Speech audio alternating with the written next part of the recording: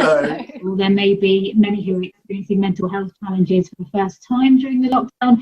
They may not identify as someone with a mental health problem, but they may be feeling anxious, stressed, scared, isolated. What can we do to help them and help each other? A lot of people won't necessarily have thought about their mental health for maybe ever before. And suddenly this environment we're in catches up on them quite quick. I think the most important thing is talking. I think it's always underestimated how much talking can do. There's been a lot of focus on all the physical well-being, and going out and making sure that everyone's got enough food supplies and things like that. And whilst that is hugely important, we mustn't forget our mental well-being as well. How did you feel when you found out your dad had the virus? I have to admit, at first I was quite concerned. He fits the profile of somebody at the age he's at, which is fairly risky.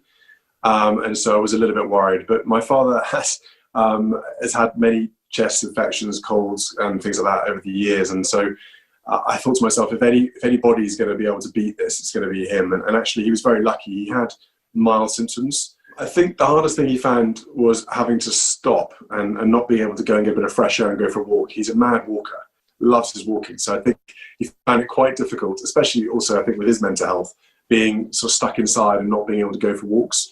NHS frontline workers are being exposed to things that will be very difficult to deal with. What would you say to them based on your own experience?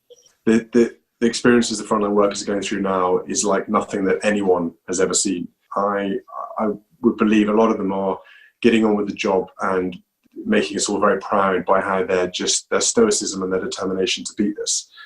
A lot of them are putting their lives and their health on the line for all of us. And I think that is coming across. And I think the nation is appreciating and understanding the sacrifices that many of these people are making. But I've also been hearing that there are those who are working in the NHS who understandably are nervous, are anxious, and this hero tag that we're attaching to the NHS workers, albeit is totally valid, we've got to be careful that we don't alienate some of the other NHS workers who do really generally worry and are scared going to work every single day. The NHS and the frontline workers doing the most extraordinary jobs, and I think it's going to dramatically change how we all value and see our frontline workers. This is so new. We've never seen anything like this since the Spanish flu of 1918. I think it's caught all of us off guard, but I do really hope that people start valuing things that really matter in life and forget about some of the materialism that's been out there in the past. And this recenters, refocuses and brings us all together. As a world, we need to be brought together a lot more. There's a lot of divisiveness out there. And I really hope, at the end of all this, that we are a bigger global community than we've ever been before. People are working from home a lot more. Air pollution has dropped drastically. Yeah, absolutely. Notice that. Yeah, that is a positive, isn't it? I mean, the environmental impact of what, no one traveling around the place has made a huge difference, I think, all around the world. I've always thought that was lunacy, really, as to why on earth we do that when we've got the technology nowadays to do things. Why don't we conduct more business at home? Obviously, there are plenty of businesses that rely heavily on face-to-face, and those should continue. But I do hope, post this, that there is a new way of working and people are sensible and a bit more sort of challenging in terms of how they travel and when they need to. Someone who's experienced that trauma, what advice would you give to families who are grieving and who right now have the additional challenge of not being able to be friends and family? I mean, trauma comes in all sorts of shapes and forms, and we can never know or be prepared for when it's going to happen to us. People are going to feel angry, they're going to feel confused, they're going to feel scared.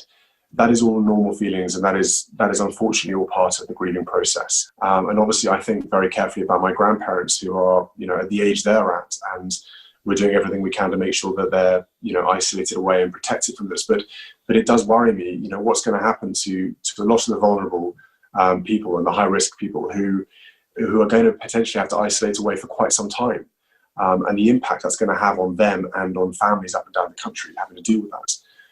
How have the past 3 weeks been for you? How have you both been coping? What sort of tips and strategies do you use? It's been, ups and downs, probably like lots of families, self-isolating. George is much older than Louis is and things, but they are aware. I think I'm always surprised. And although you don't want to sort of scare them and make it too overwhelming, I think it is appropriate to acknowledge it in the simple ways and in age appropriate ways. And to both of you, how's the homeschooling going? Yeah, homeschooling's fun. Don't tell the children we've actually kept it going through the holidays. I feel very mean. But the children have got such stamina. I don't know how, honestly, if you get to the end of the day, you write down all the list of the things that you've done in that day. You pitch a tent, take the tent down again, cook, bake. You get to the end of the day, they've had a lovely time. But it is amazing how much you can cram into one day, that's for sure. We've been talking to all the family online. And it's been a really good way of keeping in touch and seeing each other. As you can imagine, the younger generation are a little bit more tech savvy, but only just. I think we're getting there now. The family are getting a little bit more used to being able to contact each other and pressing the right buttons and not dropping the computer halfway through. No, it's so true. And actually, I think your father and my parents and our families and things like that have really loved keeping in touch with the children, because it's really hard. It gets a bit hectic, I'm not going to lie, with the 2-year-old. For some reason, he sees the red button and always wants to press the red button.